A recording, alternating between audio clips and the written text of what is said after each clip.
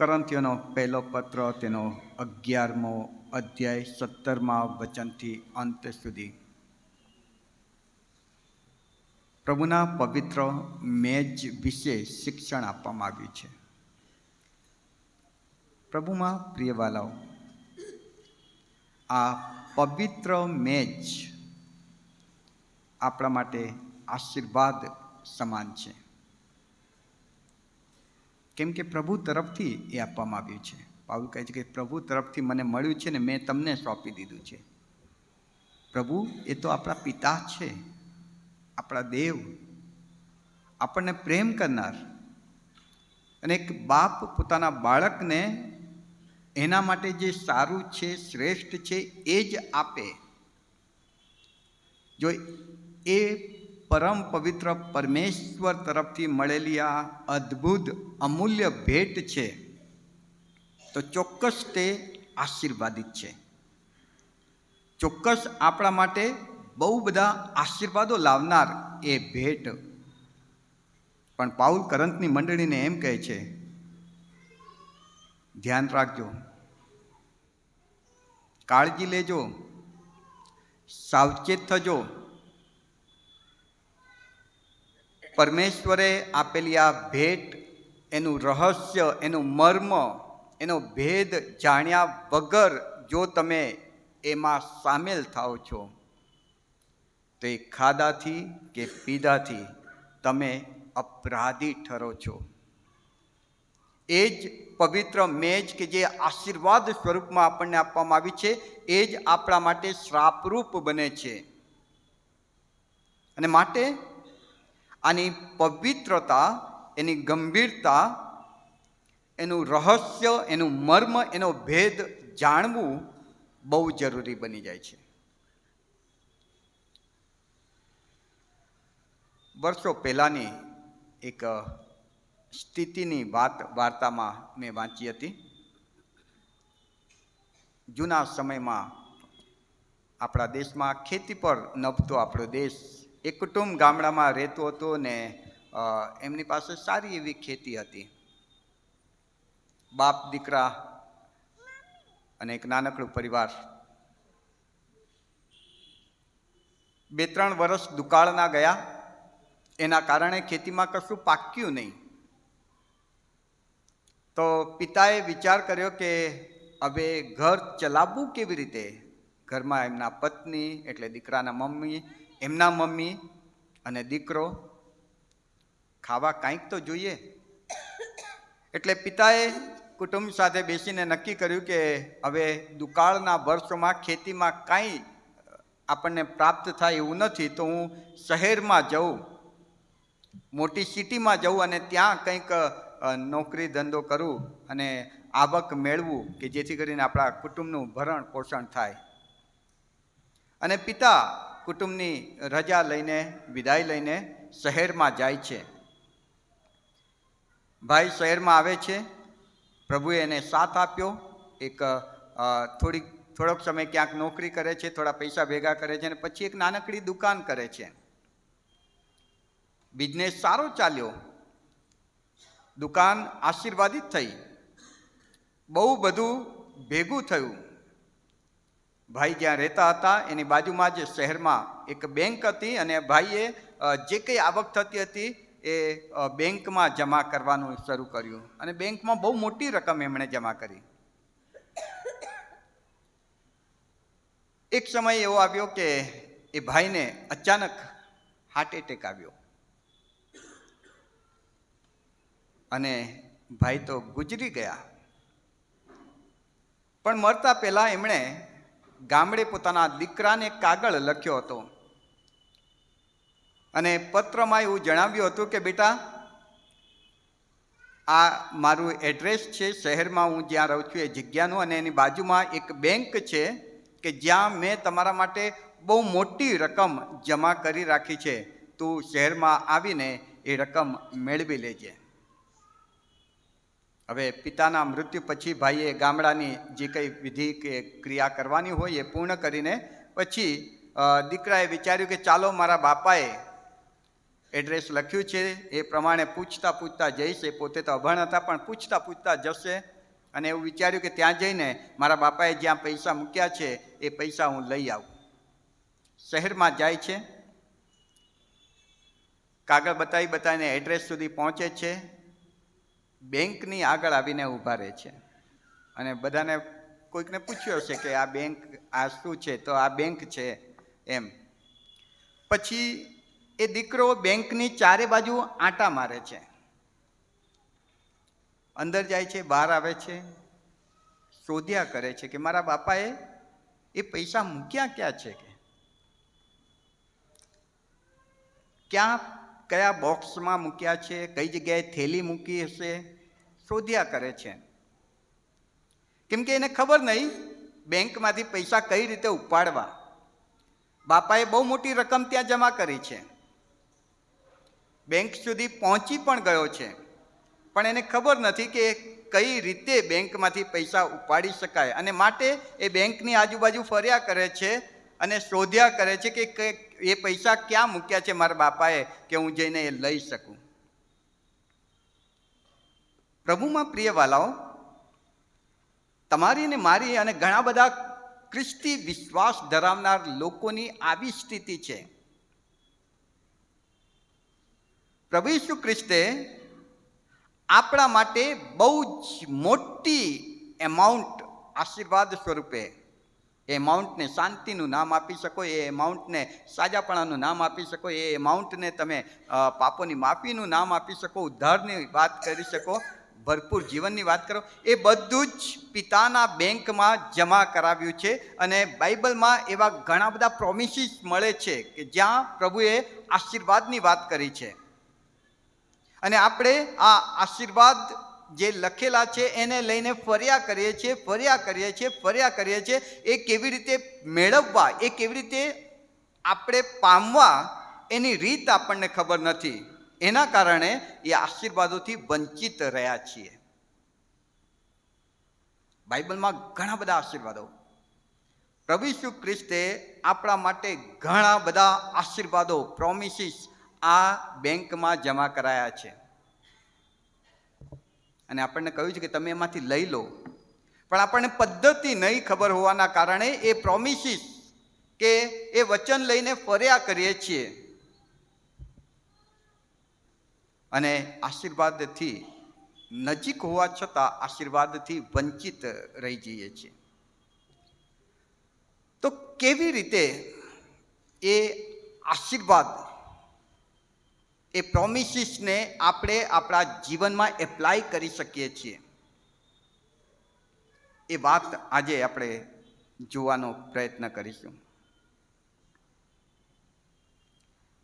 ઘણા બધા રસ્તા હોઈ શકે, પણ એમાંનો એક ઉત્તમ માર્ગ કે પ્રોમિસીસ કે જે વચનમાં છે, એ આશીર્વાદ કે જે પિતાએ આ વચન દ્વારા આપણા ખાતે પ્રભુ ઈસુ ખ્રિસ્ત દ્વારા જમા કરાવ્યા છે, એ હું કેવી રીતે મેળવી શકું, એ મેળવવા માટેનો એક રસ્તો તે આ પવિત્ર મેજ છે. આ પવિત્ર મેજ પરમપિતા પરમેશ્વરે પોતે તૈયાર કરીને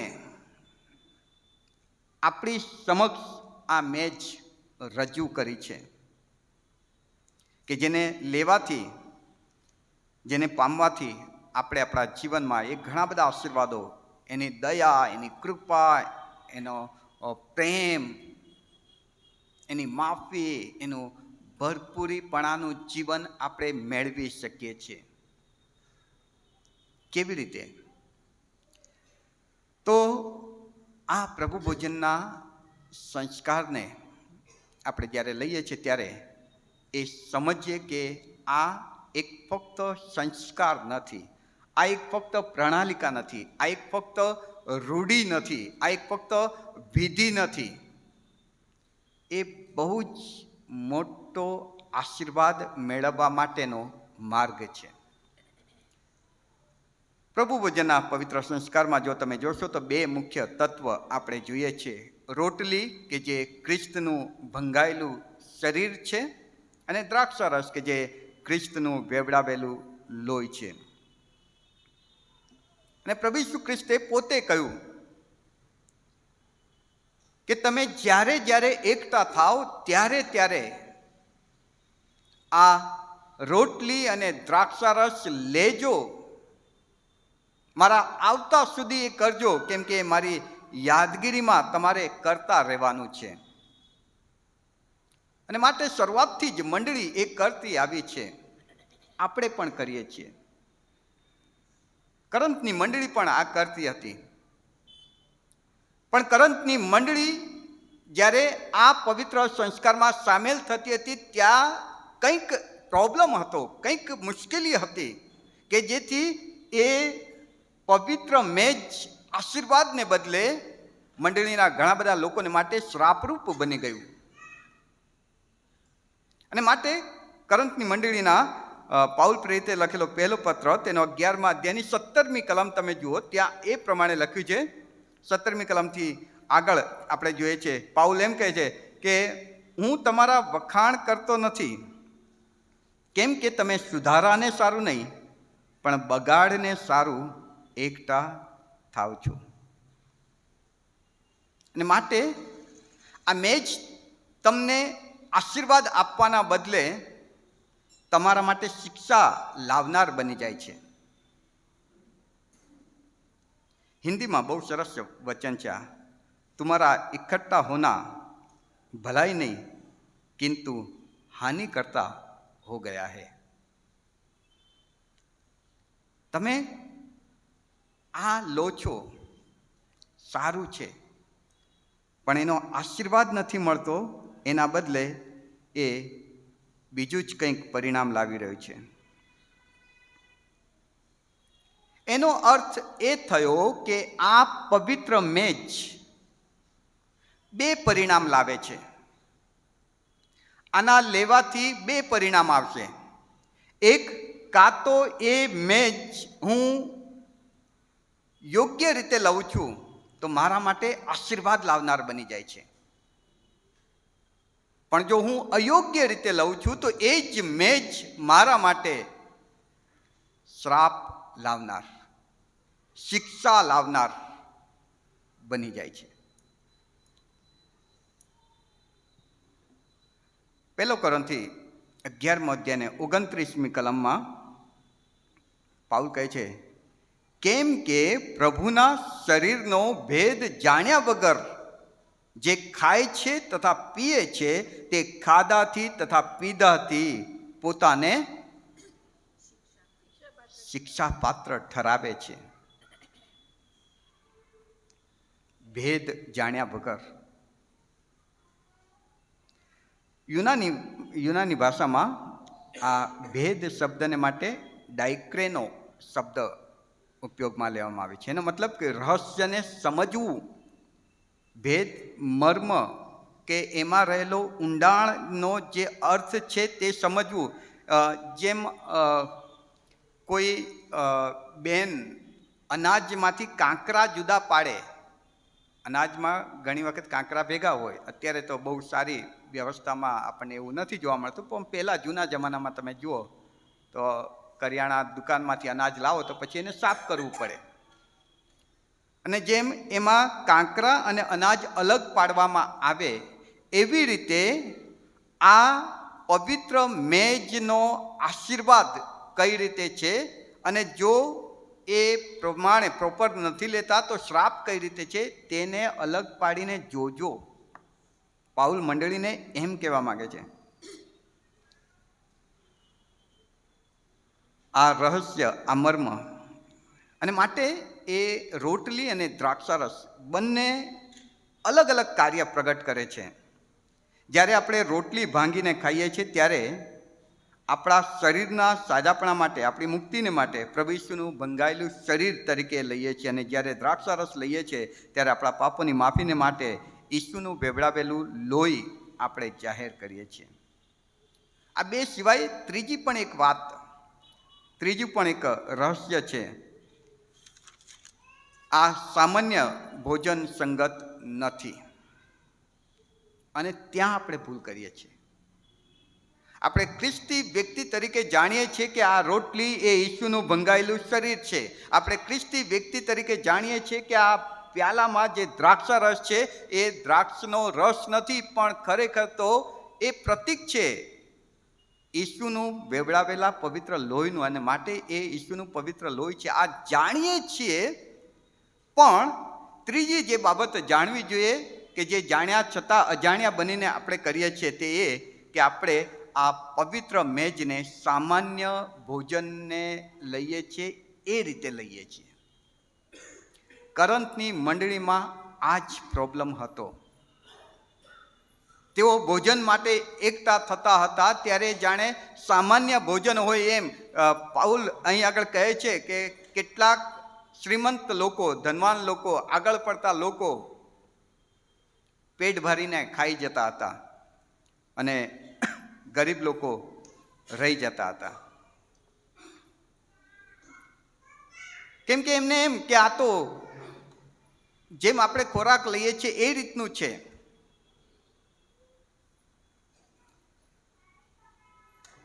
આ મેચ આવી રીતે લેવામાં આવે છે ને ત્યારે શ્રાપ લાવનાર બની જાય છે. કેમ કે આ સામાન્ય મેચ નથી. રોજ આપણે જે ઘરે ખાઈએ છીએ એ બહુ ખોરાક નથી. અને જો આપણે એ જ રીતે લાઇટલી લઈએ છીએ કે ઓકે આ તો દ્રાક્ષરસ ને આ તો રોટલી વેફર, જેમ ઘરે ખોરાક ખાઈએ છીએ, આ રોટલી છે ને આ શાક છે ને આ દાળ છે ને આ ભાત છે, બસ એ જ સમજણથી ખાઈ લો છો તો એ બાબત આપણા માટે નુકસાનકારક બને છે, અનુગ્રહ લાવનારી નહીં.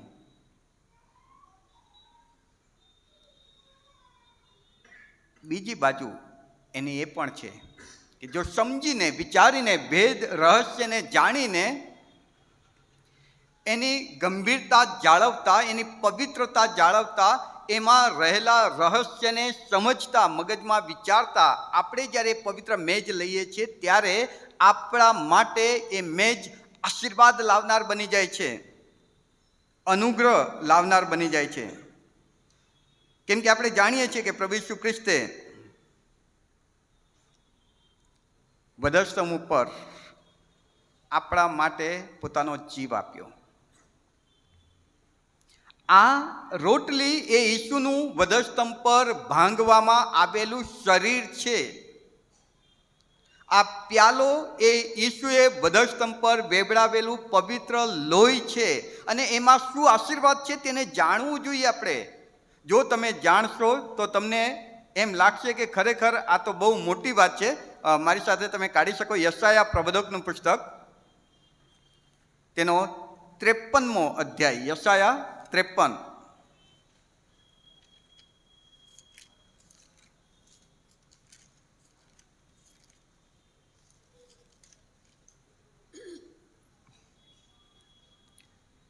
તેની 4થી કલમથી 6ઠ્ઠી કલમ હું વાંચીશ. ત્યાં લખ્યું છે કે ખચિત તેણે એટલે ઈસુએ આપણા દર્દ માથે લીધા છે, આપણા દુઃખ વેઠ્યા છે, પણ આપણે તો તેને હણાયેલો, દેવથી માર પામેલો તથા પીડિત થયેલો માન્યો.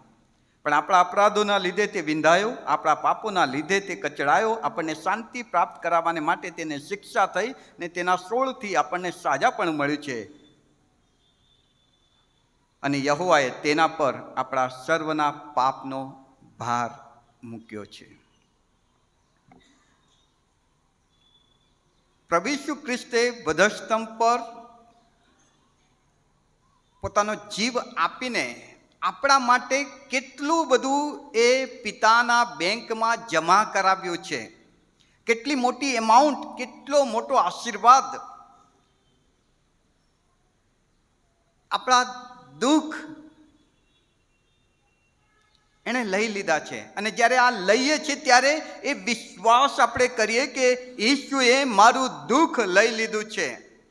અને જ્યારે એ દાવો કરીએ છીએ ત્યારે આપણું દુઃખ ઈસુ પર નાખી દઈએ છીએ ત્યારે એની શાંતિ પ્રાપ્ત થાય છે.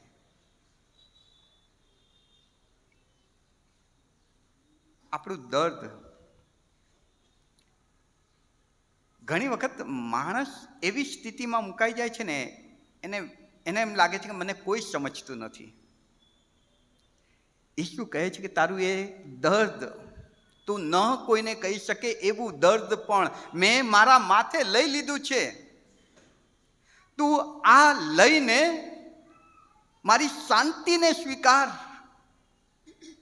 અને જ્યારે એ ગંભીરતાપૂર્વક હું મારું દર્દ ઈસુમાં મૂકી દઉં છું અને એની શાંતિ આ તત્વ દ્વારા મારામાં સ્વીકારું છું, ત્યારે એક અજાયબ જેવી શાંતિ મારા હૃદયમાં સ્થપાય છે.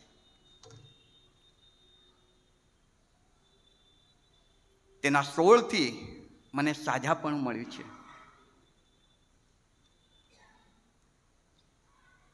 આ એ નિશાની છે. આ બતાવે છે કે તમને સાજાપણું, તમારા ખાતામાં એ સાજાપણું, તમારા ખાતામાં એ શાંતિ, તમારા ખાતામાં એ તમારી દરેક પ્રશ્નો કે ચિંતાનો ઉકેલ મૂકી દેવામાં આવ્યો છે. તમે બેંકની આજુબાજુ કેમ ફરી રહ્યા છો? તમને એ આશીર્વાદો મેળવવાની ચાવી પિતાએ આપી દીધી છે. આ તત્વને જ્યારે તમે લો છો ત્યારે એ દાવા સાથે એને લેવાનું છે કે ઈસુ તારા ભંગાયેલા શરીરમાં મારું દર્દ તે લઈ લીધું છે અને આજથી હું મારું દર્દ તને સોંપી દઉં છું. ઈસુ તારા ભંગાયેલા શરીરમાં મારું દુઃખ તે વેઠી લીધું છે. તારા સોળથી મને સાજાપણું મળ્યું છે અને એ સાજાપણું મારે વિશ્વાસથી સ્વીકારવાનું છે. આપણા સર્વના પાપનો ભાર એના પર મૂકવામાં આવ્યો. એનો મતલબ કે જ્યારે આ પ્યાલામાં રહેલા ઈસુના લોહીને હું સ્વીકારું છું, ત્યારે મારે એ માનવું, એ વિશ્વાસ કરવો, એ રહસ્ય સમજવું કે આ લોહી કે જે મારા પાપોના વતી બલિદાન સ્વરૂપે વધસ્તંભ પર વેવડાવવામાં આવ્યું છે, એનો મતલબ કે ઈસુનું પવિત્ર લોહી મને હવે શુદ્ધ કરે છે. માટે હું એ પાપમાં નહીં જીવું. હું ઈસુના લોહીથી શુદ્ધ થયેલો, પવિત્ર થયેલો, કૃપા પામેલો એવો એનો સંતાન બનું છું. વાલાઓ, ઈસુએ કહ્યું કે જ્યારે જ્યારે તમે આ લો ત્યારે મારી યાદગીરીને સારું આ કરજો. પાઉલ કહે છે કે જ્યારે જ્યારે તમે કરો છો ત્યારે ઈસુના આવતા સુધી એનું મરણ પ્રગટ કરો છો, એનું મરણ જાહેર કરો છો, એનું મરણ યાદ કરો છો. હવે કોઈ પણ આપણા બહુ નજીકનો સ્નેહીજન હોય, કુટુંબી વ્યક્તિ હોય, એનું મરણ જો આપણે યાદ કરીએ ને તો આપણા આંખમાં આંસુ આવે. સ્વાભાવિક છે. તમે જેને પ્રેમ કરતા હો, તમારી સાથે વર્ષો જીવ્યા હોય અને મરી જાય, પછી થોડાક દિવસો કે મહિનાઓ કે વર્ષો પછી એમના એ મરણના દિવસને યાદ કરો ને તો ઓટોમેટિક તમારા આંખમાં આંસુ આવે. પાઉલ કરંથની મંડળીને ઈસુ પોતાના શિષ્યોને જુદી વાત કરે છે કે જ્યારે જ્યારે તમે ઈસુના મરણને યાદ કરો, આ લઈને તમે ઈસુનું મરણ યાદ કરો છો અને ઈસુનું મરણ યાદ કરો ત્યારે એને ઉજવજો, એમાં ખુશ થજો. કેમ? કેમ કે ઈસુના એ મરણમાં મારું દુઃખ ચાલ્યું ગયું છે. ઈસુના એ મરણમાં મારું દર્દ વધસ્તંભ પર લેવાઈ ગયું છે. ઈસુના એ મરણમાં મારા પાપની કિંમત ઈસુએ ત્યાં ચૂકવી દીધી છે અને હવે મને છુટકારો મળ્યો છે, એની ખુશી મને છે.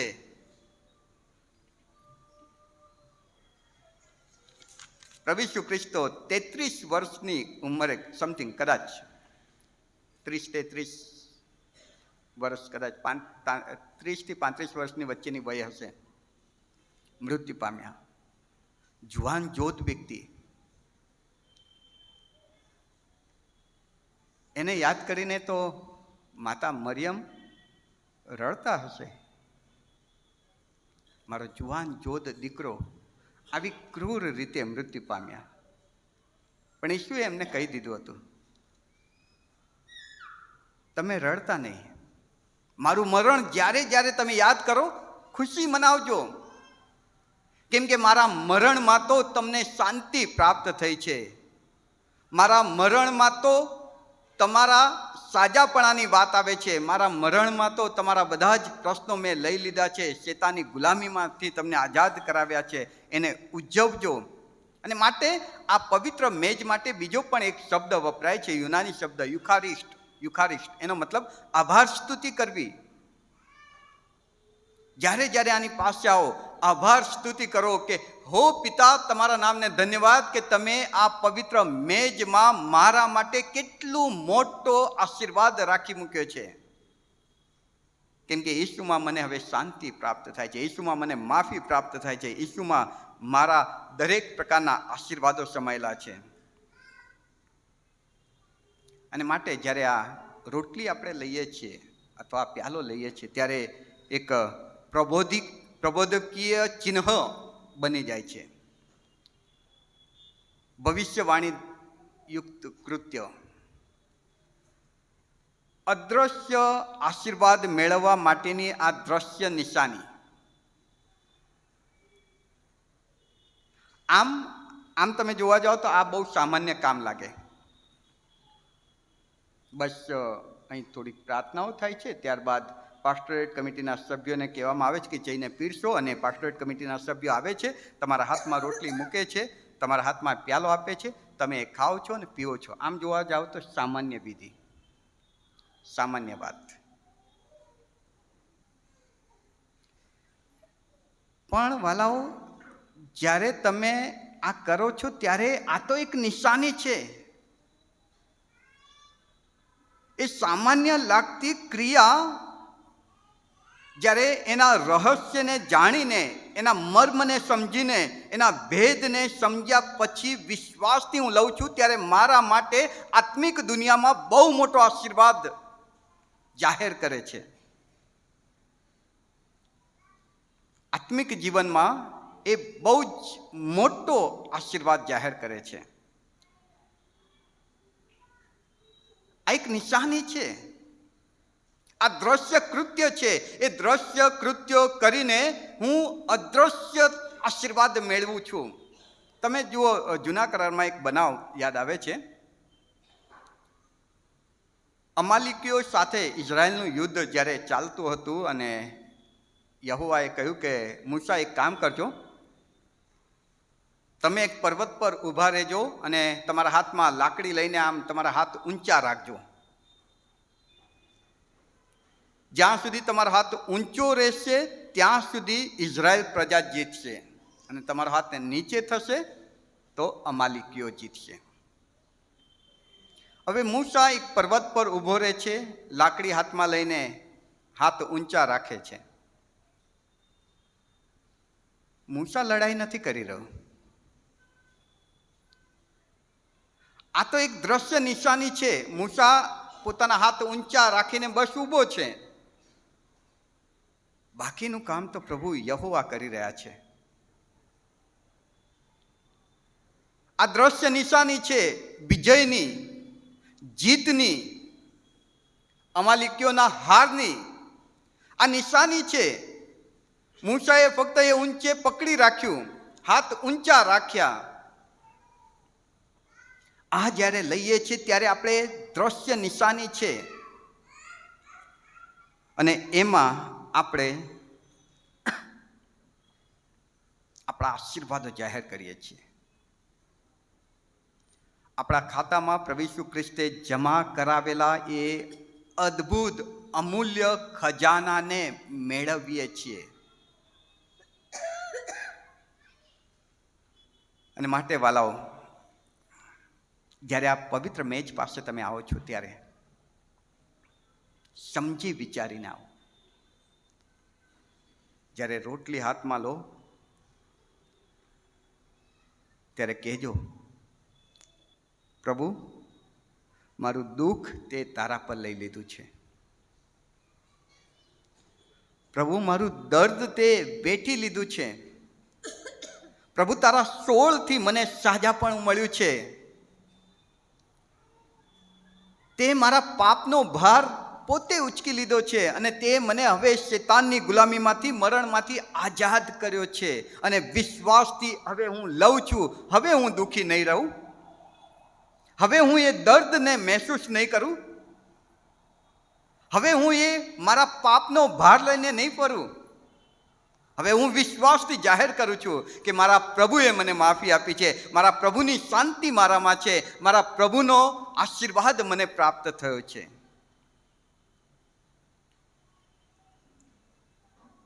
જ્યારે આપણે આ દ્રશ્ય નિશાનીને આવી રીતે જાહેર કરીએ છીએ ત્યારે આત્મિક દુનિયાનો આશીર્વાદ આપણે પામીએ છીએ. બહુ સરસ વાત ગીતશાસ્ત્ર 23 અને 5 લખવામાં આવી છે.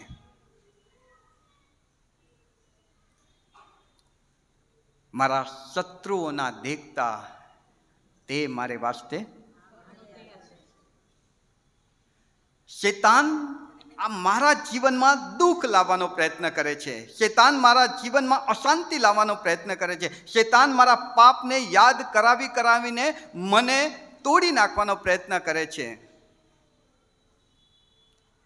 અને ઈસુ મારા શત્રુ શૈતાન જ્યારે મારા પર પ્રહાર કર્યા કરે છે ત્યારે એના દેખતા મારા માટે આ મેજ તૈયાર કરીને એમ કહે છે, ભાણું તૈયાર કરીને એમ કહે છે કે મારા દીકરા, મારી દીકરી, આ તારા માટે તૈયાર કરેલું ભાણું તું વિશ્વાસથી સ્વીકાર અને પુકાર કે મારા પાપ હવે દૂર થયા છે. શૈતાન તું હારેલો છે. મારું દુઃખ હવે ઈસુએ લઈ લીધો છે. મને એની ખુશી છે.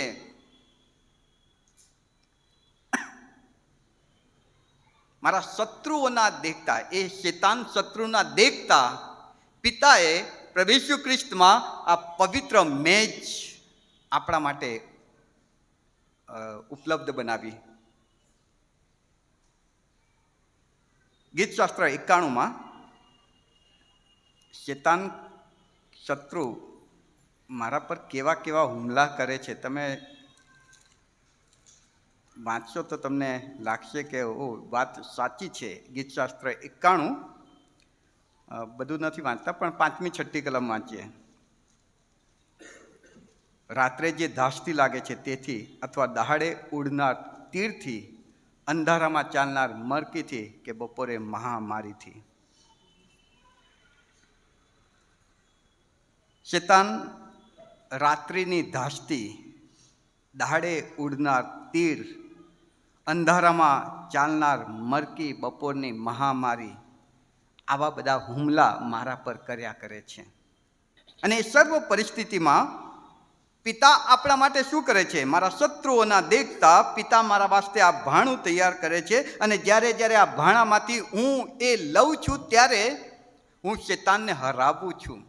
શૈતાનને એમ કહું છું કે તું મારા પર જે કંઈ લાવવા માગે છે એ બધું તો વધસ્તંભ પર ઈસુએ મારા માટે વેઠી લીધું છે. અને હવે ઈસુમાં મેં જીવન અને ભરપૂર જીવન પ્રાપ્ત કર્યું છે. એનો મતલબ કે શૈતાનના દરેક હુમલાનો જવાબ, ઉપાય, ઉકેલ આ પવિત્ર મેજ છે. પ્રભુના દરેક આશીર્વાદો પામવાનો એકમાત્ર રસ્તો આ પવિત્ર મેજ છે. એટલે ઈસુ ખ્રિસ્ત છે. પ્રભુ ઈસુ ખ્રિસ્તમાં મારા આંસુ, મારું દર્દ, મારું દુઃખ, મારી વિકટ પરિસ્થિતિ, મારા પાપનું ભાર બધું જ વધસ્તંભ પર લેવાઈ ગયું છે. ને ઈસુએ જાહેર કર્યું છે કે શૈતાન શત્રુ હારેલો છે. અને માટે વિશ્વાસથી આ દ્રશ્ય નિશાનીને લઈને એ અદ્રશ્ય જગતના આશીર્વાદો હું મેળવું છું.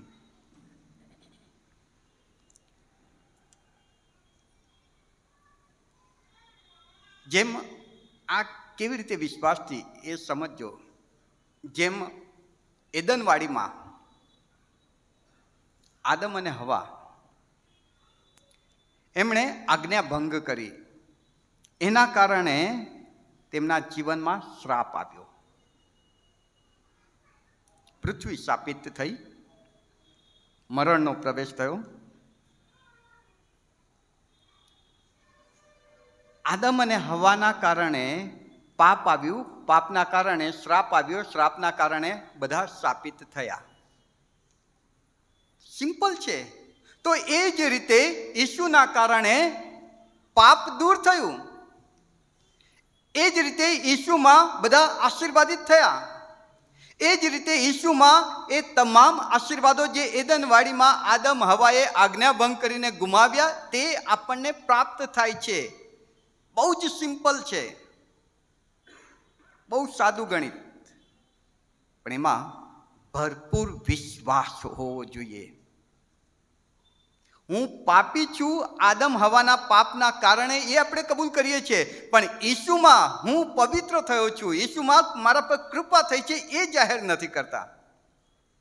અને એના કારણે એ આશીર્વાદોથી આપણે વંચિત રહી જઈએ છીએ. અને માટે ઈશ્વરે ઇઝરાયલને કહ્યું કે જો તમે મારી પુનર્નિયમ 28:2 કે જો તમે મારી આજ્ઞાઓ પાળશો તે સર્વ આશીર્વાદો તમારા પર લાવીશ. અને જો મારી આજ્ઞાઓ નહીં પાળો તો એ સર્વ શ્રાપ તમારા પર આવશે. તમે એને સ્વીકારો છો. અને માટે આશીર્વાદ અને શ્રાપ બંને ખુલ્લું મૂકવામાં આવ્યું છે. વિશ્વાસથી હું ઈસુમાં એ લઉં છું ત્યારે મારા માટે આશીર્વાદ સમાન બને છે. અને માટે મારે ઈસુને સ્વીકારવા રહ્યા. અને ઈસુને જ્યારે લોકો સ્વીકારે છે ત્યારે બાઇબલ હંમેશા બહુ સ્પષ્ટ વાત કરે છે, છાનું છૂપું નહીં. જો તમે ઈસુને સ્વીકારો છો તો તેને પૂરેપૂરા સ્વીકારો. કેટલાક લોકો ઈસુને અડધું સ્વીકારે છે. ઈસુને હું મારા ઉદ્ધારકર્તા તરીકે સ્વીકારું છું, મને બચાવનાર, મારા પાપોની માફી આપનાર, મારા ઉદ્ધારકર્તા, મારા વતી મરણ પામનાર, આટલું હું સ્વીકારું છું. અને 75% ખ્રિસ્તી વ્યક્તિઓ આ કરે છે. પણ બાઇબલ કહે છે ફક્ત ઉદ્ધારકર્તા નથી સ્વીકારવાનું. એ મારો ઉદ્ધારકર્તા છે, એની સાથે એ મારો પ્રભુ છે એવું પણ સ્વીકારો. પ્રભુનો મતલબ માલિક. પ્રભુનો મતલબ મારો એ માલિક કે જેની આજ્ઞા પ્રમાણે હવે મારે જીવવાનું છે, મારા સર્વસ્વનો અધિકારી. એ ફક્ત ઉદ્ધાર કરતા છે એટલું નહીં, પણ એણે મને બચાવ્યો, એણે મારો ઉદ્ધાર કર્યો, એણે મને પાપની માફી આપી, એણે મને ચીકણા કાદવમાંથી ઉઠાવીને ખડક પર મૂક્યો. પણ હવે એ ઈસુ મારો પ્રભુ છે, મારો માલિક છે. એ વસ્તુ મારે સ્વીકારવી રહી ત્યારે આનો પૂરો આશીર્વાદ મળશે. અહીં મને પાપની માફી મળે છે એમ કરીને હું લઉં છું, પણ ઈસુને પ્રભુ તરીકે નથી સ્વીકારતો. ઈસુને પ્રભુ તરીકે સ્વીકારવાનો મતલબ, માલિક તરીકે એને સ્વીકારવાનો મતલબ કે હવે પછી મારા માલિકની ઈચ્છા પ્રમાણે હું જીવીશ, મારા માલિકની મરજી પ્રમાણે હું વર્તીશ, મારા માલિક કહેશે એ જ કરવાનું, મારો માલિક કહેશે એ નહીં કરવાનું. એની ઈચ્છા, એની મરજી, એની જે વાત છે એ જ મારા જીવનમાં પરિપૂર્ણ થાય. એને આપણે કહીએ કે પ્રભુ તરીકે સ્વીકાર્યા. અને બાઇબલ કહે છે કે ઈસુને આ રીતે સ્વીકારવાના, ઉદ્ધારકર્તા અને પ્રભુ, મારો માલિક. અને જ્યારે એ રીતે સ્વીકારીએ છીએ ત્યારે આ પવિત્ર મેજનો સંપૂર્ણ આશીર્વાદ આપણને પ્રાપ્ત થાય છે. પ્રભુમાં પ્રિયવાલાઓ, અને માટે પાઉલ 1 કોરિન્થી 11:28 કરંથની મંડળીને કહે છે, દરેકે પોતપોતાની પરીક્ષા કરવી. શું ઈસુ મારો ફક્ત ઉદ્ધાર કરતા છે, પ્રભુ નહીં? અને જો પ્રભુ હોય તો શું એની મરજી પ્રમાણે જીવું છું? એની મરજી મારા જીવનમાં પરિપૂર્ણ થાય છે? વર્ષ 2026 માટે પ્રભુનું વચન આપણી મંડળીમાં આવ્યું. જો તમને યાદ હોય તો ગીતશાસ્ત્ર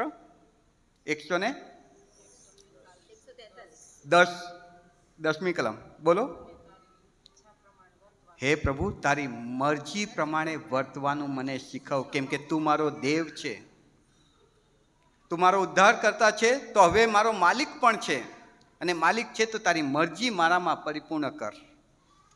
પ્રભુ આપણને આ વચન સમજવાની કૃપા આપે. આમીન. પ્રાર્થનામાં નમીએ.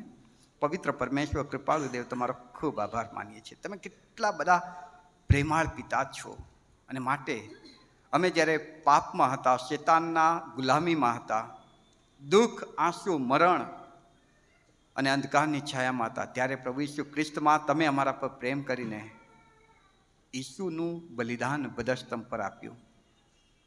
એના વેવડાવેલા લોહીમાં ને એના ભંગાયેલા શરીરમાં, હો પ્રભુ, તમે અમારા પાપોની માફી આપી છે.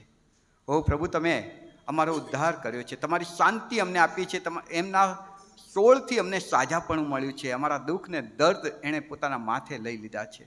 અમારો ઉદ્ધાર કરવામાં આવ્યો છે, અને એ અમે સ્વીકારીએ છીએ, અને રાજી ખુશીથી તમને પ્રભુ તરીકે કબૂલ કરીએ છીએ. તમે અમારા પ્રભુ, અમારા માલિક બનો.